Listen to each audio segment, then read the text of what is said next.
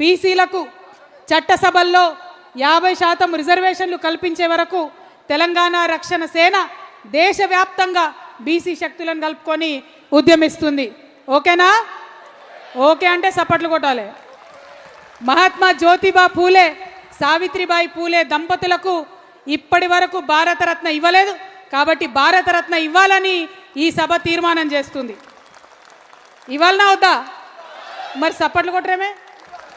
అదేవిధంగా professor Jayashankar sir విగ్రహాన్ని tank బండ్పై ఏర్పాటు చేయాలి, ఆయనకు పద్మభూషణ్ ఇవ్వాలని కోరుతూ తెలంగాణ ప్రభుత్వం కేంద్రానికి లేఖ రాయాలని డిమాండ్ చేస్తూ ఉన్నాం.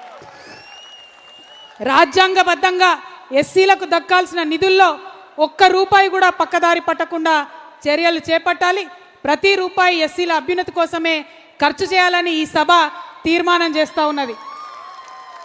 కేంద్ర రాష్ట్ర ప్రభుత్వాల్లో ఖాళీగా ఉన్న ఎస్సీ ఎస్టీ బ్యాక్లాగ్ ఉద్యోగాలన్నీ భర్తీ చేసేందుకు ప్రత్యేక నోటిఫికేషన్ ఇవ్వాలని ఈ సభ తీర్మానం చేస్తుంది. ఏమైంది? అలసిపోయారా? ఆదివాసీలకు అడవులపై సంపూర్ణ హక్కులు కల్పించేలా మేం పనిచేస్తాము. మైదాన ప్రాంత గిరిజనులకు అభివృద్ధి ఫలాలు దక్కేలా మా పార్టీ తీర్మానం చేస్తుందని మీ అందరికి కూడా మాట ఇస్తూ ఉన్నాం. డీలిమిటేషన్తో సంబంధం లేకుండా చట్టసభల్లో మహిళలకు 33% రిజర్వేషన్లు కల్పిస్తూ పార్లమెంట్ ఉభయ సభల్లో బిల్లు పెట్టి ఆమోదం తెలపాలని ఈ సభ తీర్మానం చేస్తుంది. ముస్లింలకు ఆర్థిక స్వావలంబన, రాజకీయ ప్రాతినిధ్యంతో పాటు వక్ఫ్ భూముల రక్షణ చట్టం తేవాలని తీర్మానం చేస్తూ ఉన్నాం. క్రిస్టియన్లకు ఆర్థిక స్వావలంబన, రాజకీయ సమప్రాతినిధ్యం కోసం ఈ సభ తీర్మానం చేస్తున్నది.